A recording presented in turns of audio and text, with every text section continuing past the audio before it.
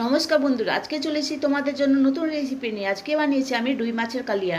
রুই মাছের কালিয়া বানাবার জন্য বন্ধুরা হাফ কিলো রুই মাছ নিয়েছি। ওর মধ্যে দিয়ে দিলাম লবণ আর হলুদের গুঁড়ো। লবণ আর হলুদের গুঁড়ো দিয়ে ভালো করে মাখিয়ে নেব, এমন করে মাখিয়ে নেব যেন চারিদিকে লেগে যায়। ওইভাবে করে মাখিয়ে নিতে হবে, ঠিক আছে? তো দেখতে পাচ্ছ বন্ধুরা পিসগুলো কত বড় বড় আছে। তো এবার লবণ হলুদ ভালো করে মাখিয়ে সাইডে রেখে দিলাম। রেখে দেওয়ার পর বন্ধুরা আমি একটা কড়াই নিয়ে নিলাম। কড়াইয়ের মধ্যে দিলাম, কড়াইটা যখন গরম হয়ে গেছে ওর মধ্যে দিলাম সরষের তেল। সরষের তেল যখন গরম হয়ে যাবে বন্ধু, যখন দেখবো ধোঁয়া বেরিয়েছে তখন দিয়ে দেবো মাছ। মাছটা কেন যখন গরম বেশি যদি তেল না হয়, আগে আমার কাছে অনেকবার মাছ ভেঙেছে বন্ধুরা, তাই না আমি আগে জানতাম না। তো তেল যখন খুবই গরম হয়ে যাবে তখন মাছগুলো দিলে মাছটা ভাঙে না। তো আমি এইভাবে করে উল্টিয়ে পাল্টিয়ে করে ভালো করে মাছগুলো ভেজে নেব। মানে বেশি ভাজবে না বন্ধু, বেশি ভাজলে আবার মাছ চিমড়া হয়ে যায়, ঠিক আছে? তা আমি অনেকে দেখেছি মাছগুলো খুবই কড়া করে ভেজে নেয়, যেন মাছটা পরে আর খেতে ভালো লাগে না, এত চিমড়া হয়ে যায়। তো লাল লাল করে মাছগুলো ভেজে আমি উঠিয়ে নিচ্ছি। তো উঠিয়ে নেওয়ার পর বন্ধুরা দেখতে পাচ্ছ মাছগুলো ভাজা হয়ে গেছে। এবার সাইডে রেখে দিলাম। ওই কড়াইতে ওর মধ্যে দিব, উঠিয়ে নিয়েছি বন্ধুরা মাছগুলো উঠিয়ে নেওয়ার পর ওর মধ্যে ওই কড়াইতে দিলাম একটু সরষের তেল। সরষের তেল দেওয়ার পর বন্ধুরা দেবো এবার ফোড়ন, ঠিক আছে? ফোড়ন দেবো কালো জিরে, লং, এলাচ আর দারচিনি দিয়ে সব মশলা আমি একসঙ্গে দিয়ে দিচ্ছি, ঠিক আছে? মশলা না, এটা ফোড়ন। তো দিয়ে ভালো করে একটু নাড়াচাড়া করে নিলাম। নাড়াচাড়া করে নেওয়ার পর বন্ধুরা দেখতে পাচ্ছ কত সুন্দর মশলাটা গরম হয়ে গেছে। এবার দিয়ে দিলাম পেঁয়াজ।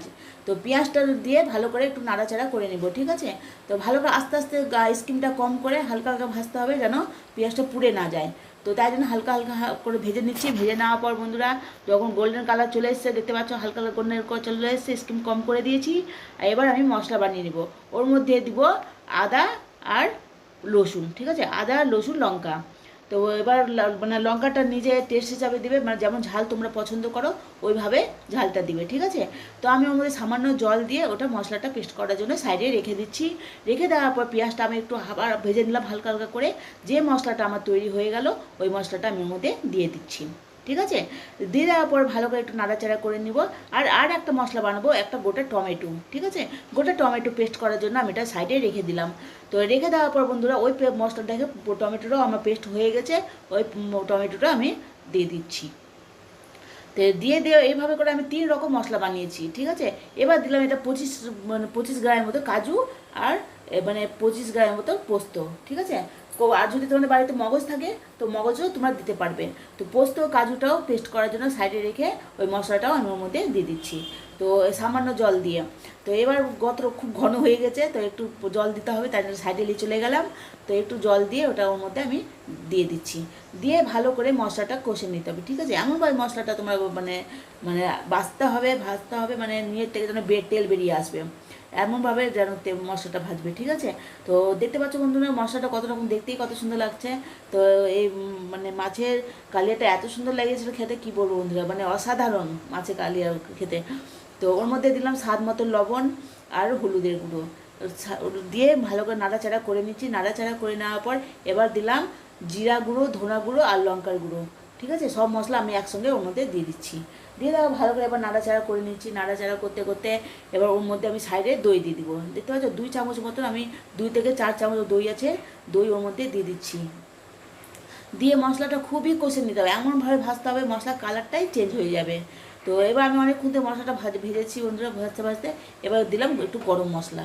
তো গরম মশলা দিয়ে ভালো করে দিয়ে দিচ্ছি, গরম মশলা একটু বেশি করে দিয়েছি যেন সেন্ট বেরোয়। তো মশলাটা দিয়ে ভালো করে এবার নাড়াচাড়া করে নিচ্ছি। এবার দেখতে পাচ্ছ বন্ধু কালারই চেঞ্জ হয়ে গেছে মশলার, আর নিয়ে থেকে কড়াইটা ছেড়ে দিয়েছে। মানে মানে মশলাটা ভাজতে ভাজতে মানে তেলই বেরিয়ে আসবে, এমন করে মশলাটা তোমাদেরকে কষতে হবে, ঠিক আছে? এবার সাইডে কিন্তু আমি গরম জল বসিয়েছিলাম, তোমাদেরকে দেখানো যায়নি, ওখানে কেটে গেছে। আর অল্প করে জল দিয়ে দিচ্ছি, গরম জল, ঠিক আছে? ঠান্ডা জল দিলেও হবে, কিন্তু আমি গরম জলটা দিয়েছি। তো গরম জল দিয়ে ভালো করে, মানে বেশি ঝোল করবে না, ঠিক আছে? বেশি ঝোল করে স্বাদ নষ্ট হয়ে যায়, তাই জন্য জলটা অল্প দিয়েছি। আর ওর মধ্যে দিলাম 1 চামচ চিনি, ঠিক আছে? 1 চামচ চিনি দেওয়ার পর ওটা ভালো করে নাড়াচাড়া করে নিচ্ছি। ঝোলটা যখন ফুটে উঠেছে তখন ওর মধ্যে আমি দিলাম মাছ। এক এক করে মাছগুলো আমি দিয়ে দিলাম, ঠিক আছে? তো মাছগুলো এক এক দিয়ে দিচ্ছি। দিয়ে দেওয়ার পর বন্ধুরা এই মাছের তোমার কী বলবো বন্ধুরা, মাছের কালিয়াটা এত সুন্দর খেতে হয়েছিল, মানে আমি 3-4টা পিস মাছ খেয়ে নিয়েছি, আমাকে এতটা ভালো লেগেছে মাছের কালিয়াটা খেতে। তো বন্ধুরা তোমাদের যদি এই রেসিপিটা ভালো লাগে অবশ্যই লাইক, কমেন্ট, সাবস্ক্রাইব করবে, যাদা শেয়ার করো বন্ধুরা। আমি প্রতিদিন ভিডিও তোমাদের দিতে পারছি না, আশা করি আমি আবার শুরু করব, মানে শরীরটা ভালো থাকে না। তো এবার বন্ধুরা ভালো থাকো, সুস্থ থাকো, তোমরা আমার ভিডিও দেখতে থাকো, অবশ্যই একটা লাইক আর কমেন্টটা করবে, ঠিক আছে? কমেন্ট করে জানাবে কেমন হয়েছে এবার রেসিপিটা। তোমরা বাড়িতে রান্না করে টেস্ট করে দেখো, যদি ভালো লাগে অবশ্যই লাইক করবে আর কমেন্ট করে জানাবে যে কেমন হয়েছে, ঠিক আছে? ভালো থাকো, সুস্থ থাকো, আমার ভিডিও দেখতে থাকো। বাই।